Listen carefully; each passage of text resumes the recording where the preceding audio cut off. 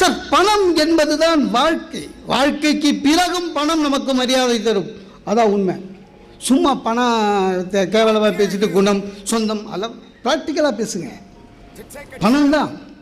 எனக்கு எங்கள் தாத்தா 84 வயசு வரையும் இருந்தார் சார்.